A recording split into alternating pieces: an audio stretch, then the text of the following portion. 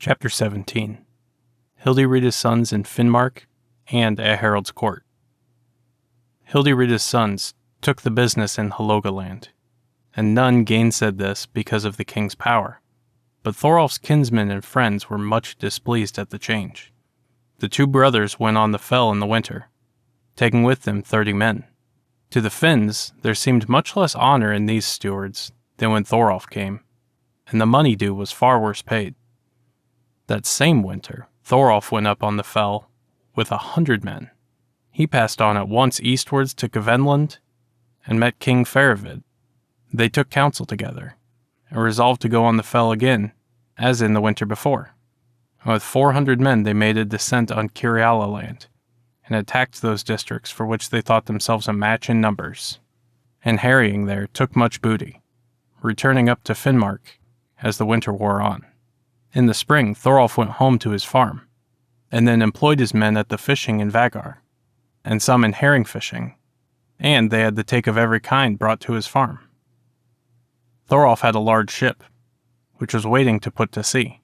It was elaborate in everything, beautifully painted down to the sea line. The sails were also carefully striped with blue and red, and all the tackling as elaborate as the ship. Thorolf had this ship made ready, and put aboard some of his housecarls as crew.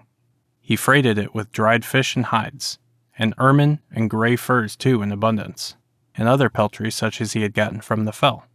It was a most valuable cargo. This ship he bade sail westwards for England, to buy him clothes and other supplies that he needed, and they, first steering southwards along the coast, then, stretching across the main, came to England. There they found a good market, laded the ship with wheat and honey and wine and clothes, and sailing back in autumn, with a fair wind came to Hordaland. That same autumn, Hildirida's sons carried tribute to the king, but when they paid it, the king himself was present and saw. He said, "Is this tribute now paid, all that ye took in Finmark?" "It is," they answered. "Less by far," said the king, "and much worse paid is the tribute now than when Thorolf gathered it, yet ye said that he managed the business ill." "It is well, O king," said Harold, "that thou hast considered how large a tribute should normally come from Finmark, because thus thou knowest how much thou losest if Thorolf waste all the tribute before thee.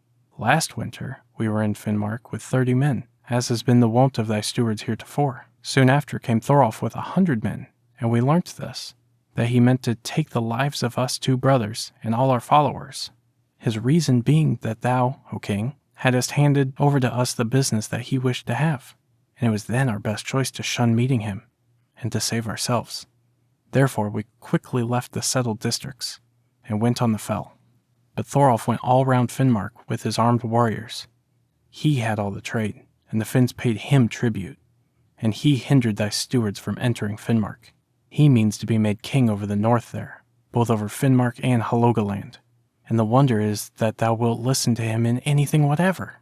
Herein may true evidence be found of Thorolf's ill-gotten gains from Finmark.